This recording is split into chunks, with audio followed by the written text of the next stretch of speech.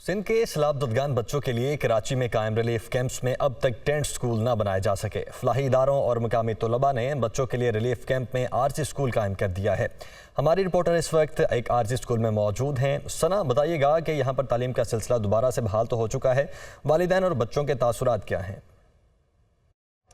जी बिल्कुल, कराची में सैलाब मुतासरीन के लिए जो कैंप्स कायम किए गए हैं उनमें से एक कैंप में मैं मौजूद हूँ और यहाँ पर एक बहुत अच्छी बात नज़र आ रही है कि इन बच्चों ने जो सैलाब ज़दा इलाकों से आए थे, जिनके स्कूल्स डूब गए थे, घर डूब गए थे और परेशान हाल वो यहाँ पर पहुँचे थे। बहुत दिनों बाद अब इनकी तालीम का सिलसिला दोबारा यहाँ पर शुरू हो चुका है। बच्चों के लिए एक फलाही तंजीम ने, एक NGO ने क्लासेस का इंतज़ाम किया है। इनको कॉपीज़ भी दी गई हैं, इनको पेंसिल्स दी गई हैं। हमारे साथ बच्चे मौजूद हैं, इनके साथ एक बच्ची है, वो हमारे कैमरामैन आपको दिखाएंगे, इनसे हम बात करेंगे। क्या नाम है आपका?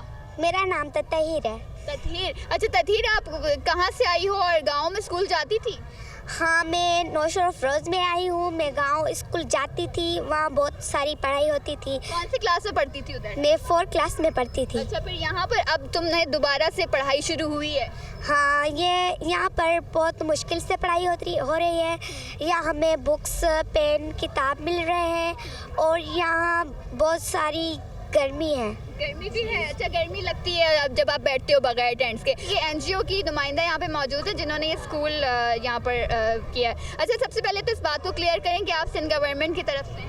नहीं, हम लोग नॉन गवर्नमेंट ऑर्गेनाइजेशन है, NGOs हैं हमारे। और जिस तरह इन्होंने हमने फर्स्ट टाइम जैसे आगाज़ किया था तो पेरेंट्स के हवाले से और बच्चों के हवाले से हमें बहुत अच्छा आउटकम मिला है। बहुत इंटरेस्टेड और दिलचस्पी रखते हैं पढ़ाई। और फिलहाल जो छोटे बच्चे हैं उनको धूप में बैठना पड़ता है, दरिया और टेंट्स की इन लोगों को और पंखों की इन लोगों को ज़रूरत है। जी।